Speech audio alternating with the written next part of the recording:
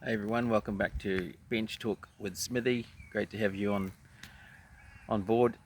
Big welcome to the new subscribers. We're pushing up 95 almost, so that's great.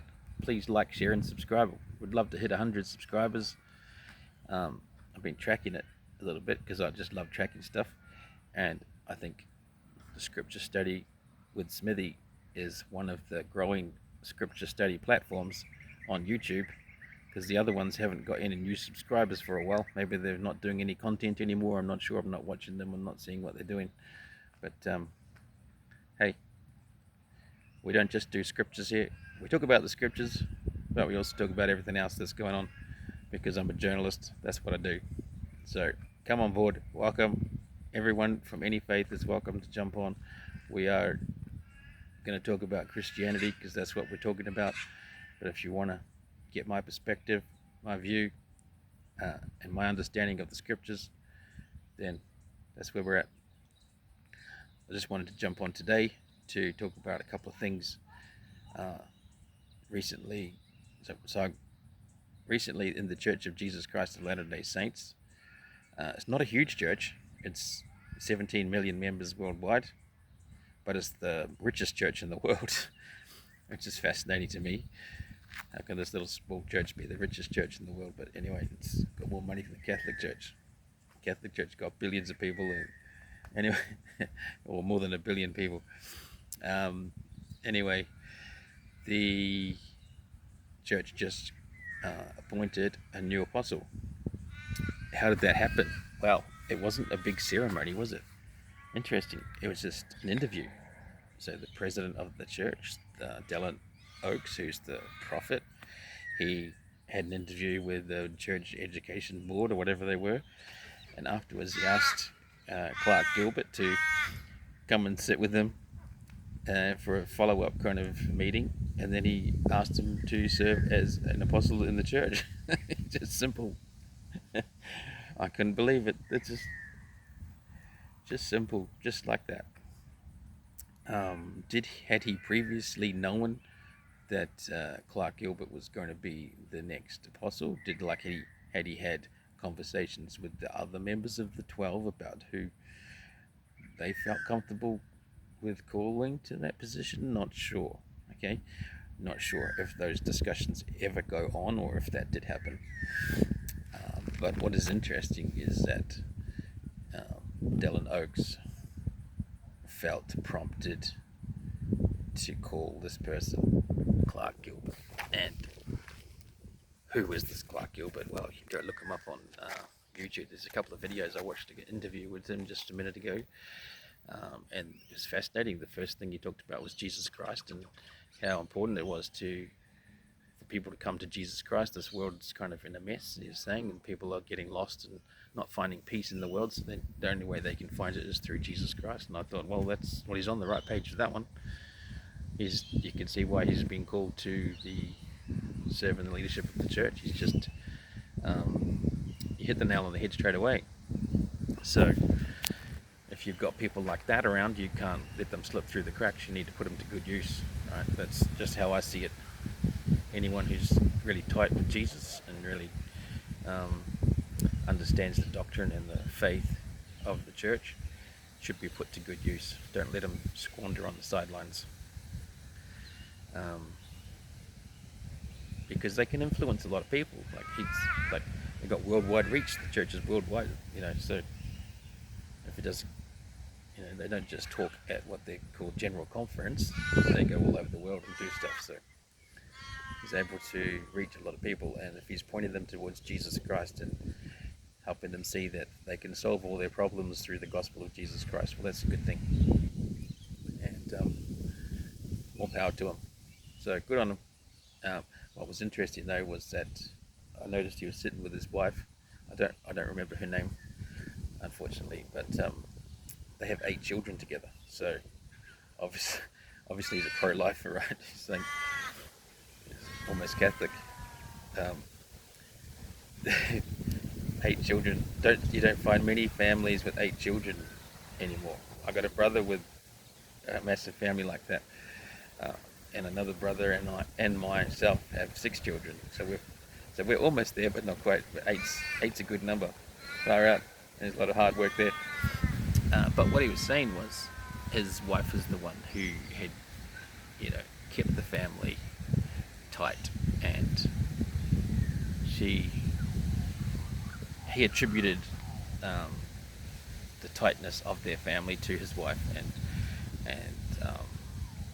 I guess his professional and, what you could say, his evangelical kind of appointments would be because of her faith, right?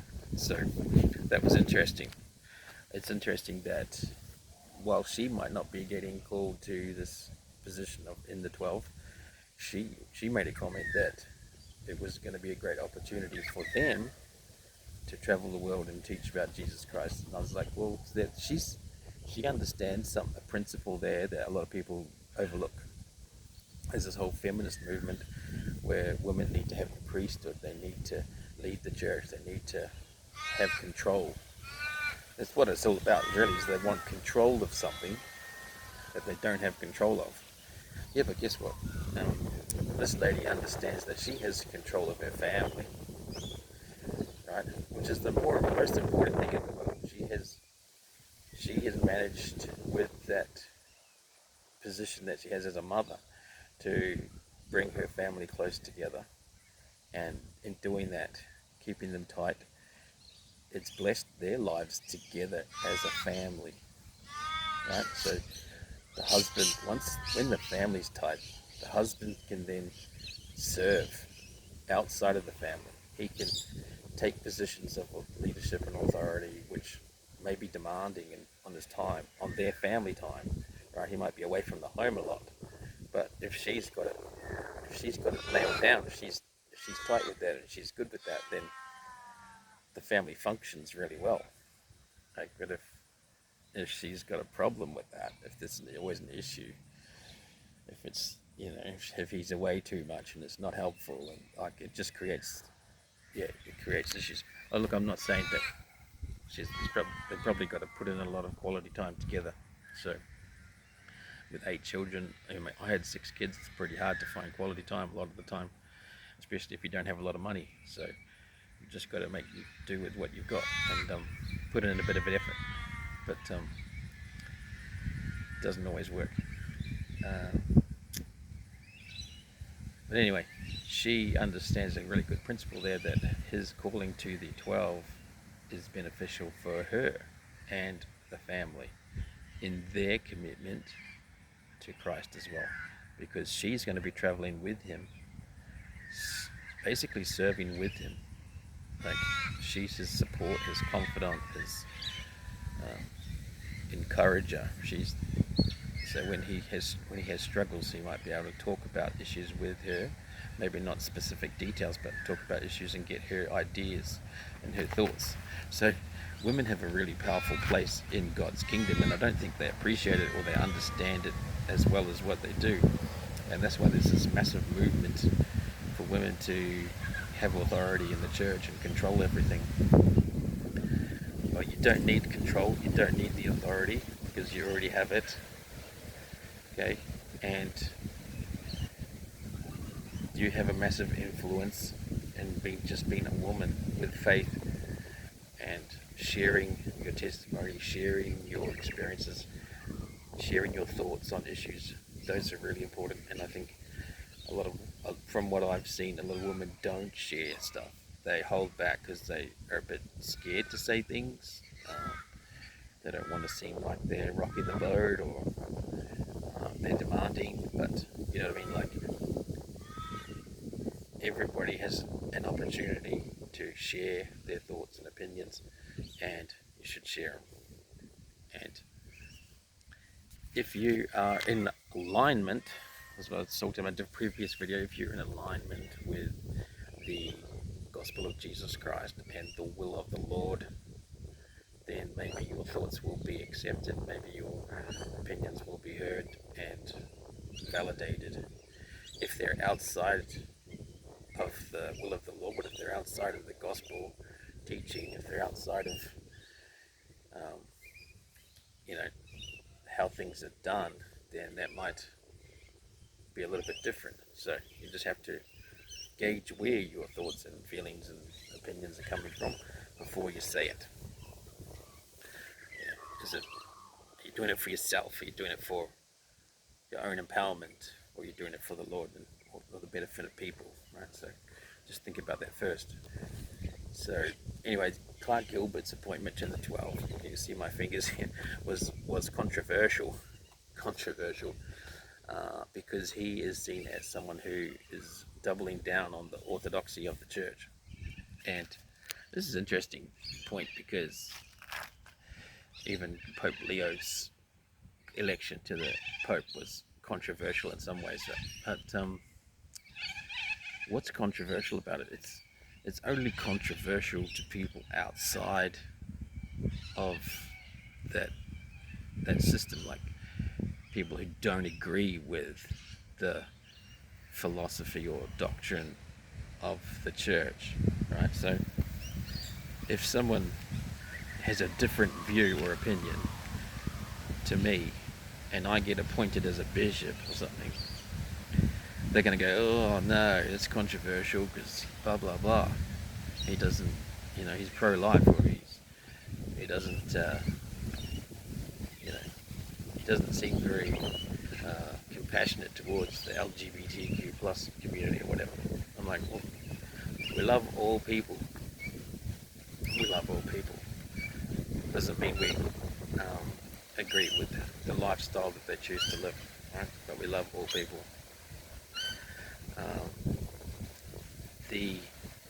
How can that be controversial? It's only controversial because you've made it so. If you look at the scriptures, Jesus was controversial because he was calling out the hypocrisy and the deception and the control and authority of the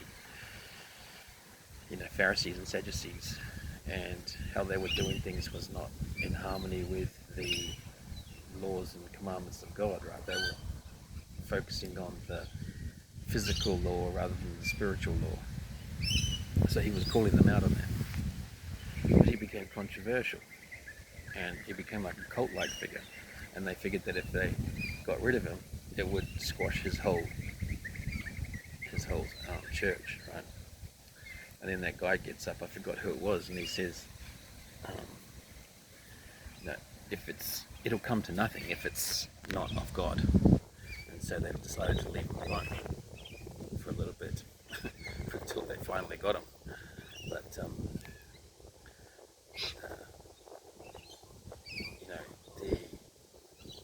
that was with the apostles. Sorry, I just mixed it up. So yeah, the guy did it with the 12, and the 12 carried on. They went away laughing and happy and bouncing for joy that they were able to continue to preach the gospel, and they were told not to preach the gospel, and they kept on doing it. So I'll just move this around just in case the wind's impacting. So anyway, is it controversial that Pope Leo got elected as the Pope of and the head of the Catholic Church? Maybe in some ways it was. Does it really matter? No, not really, because someone else would have got appointed and that would have been just as controversial, so it's only controversial to people who don't agree. And is it controversial for Dallin Oaks to be president of the Church of Jesus Christ of Latter-day Saints? He was a Supreme Court judge, he's involved in the church education system. He's 93, like you can. Is he too old? Like there's lots of different reasons you could come up with that a little bit controversial. But it's only controversial to people who don't agree or don't like what he said in the past, or just don't agree with it. So the people need to examine what I'm trying to say is people need to examine themselves before they criticize other people and make comments like that. Look at yourself. Is your heart right? Are you doing the right things? Are you saying the right things? Are you in tune with God's will for you? And do you have the Spirit with you? That kind of thing. Because If you don't, then you're probably going to be on the wrong side of history or the wrong side of events, and you're going to think things are controversial. As for me, I have no comment about Pope Leo. I'm not Catholic. You know, whatever. As long as he's preaching Jesus Christ and he's doing this thing for the benefit of the world and is like a positive influence on the world, that's good. If he does negative stuff and he's like, sorry, just getting a sore arm for some reason. If he's going around preaching false doctrines and that's a different story. I'll call him out on that, right? And it's the same with um, Clark Gilbert. Do I have anything to say about that? Not really. Good on him. He got called, and like I said, it's probably because of his wife that he got called to that position because she's so tight, you know, and well, they're tight together, so that's probably why it happened. And they love the Lord, so good on them. And it's not controversial to me, and nor should it be to anybody else, because at the end of the day, what does it have to do with us at all? You know, what do we want that position? You know, I've never aspired to be an apostle, but doing this, I'm kind of preaching the gospel. So, you know, I'm kind of, whatever. But, you know, think about how you feel inside. Are you jealous? Are you envious? Are you prideful, boastful? Those are the feelings that help to. Those are the feelings that make it controversial because it changes how you see things.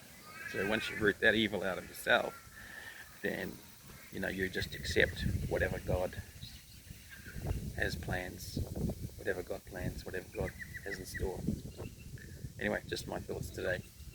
It's not controversial if you love Jesus Christ and want to keep his commandments and live the gospel. It's not.